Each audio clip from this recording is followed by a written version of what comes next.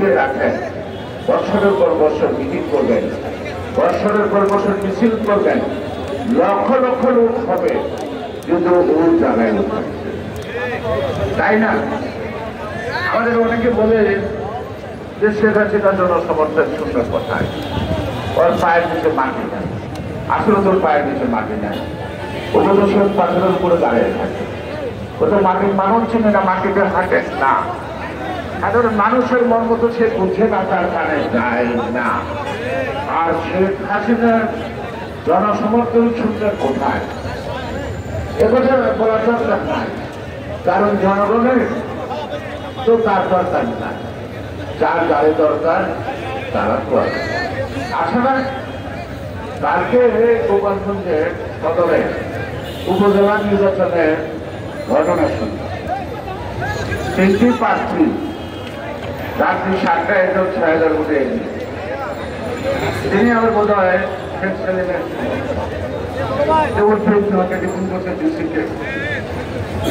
ভোটের আগে 6.5 ঘোষণা দেন, যাবেন উপরের নির্দেশ আছে।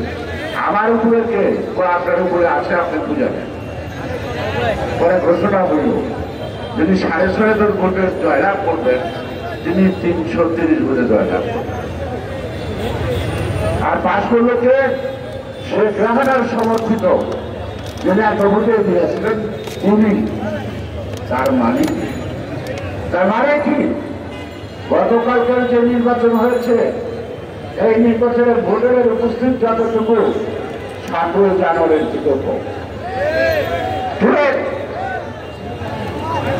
ভোট ফেরা রয়েছে, যে যেখানে পাচ্ছে সে সেখানে সিল রাখে, ভোট কেন্দ্রের তাই ভিতরে সিল মারতে, মানে কি বাইরে ফিক্সফাট আর ভিতরে সরকার থাকতে উঠেছে। এটা গতকালকের অবস্থান।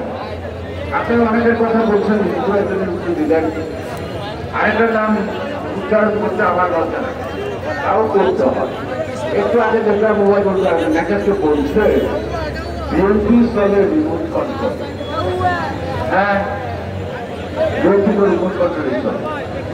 রিমোট কন্ট্রোলটা কারা হাতে?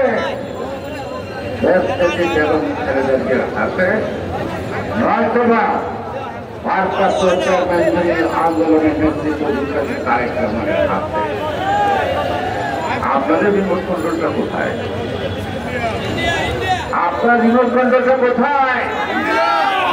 আপনার সরকারের রিমোট কন্ট্রোল কারা হাতে? মোদির হাতে? আর দোকানের হাতে?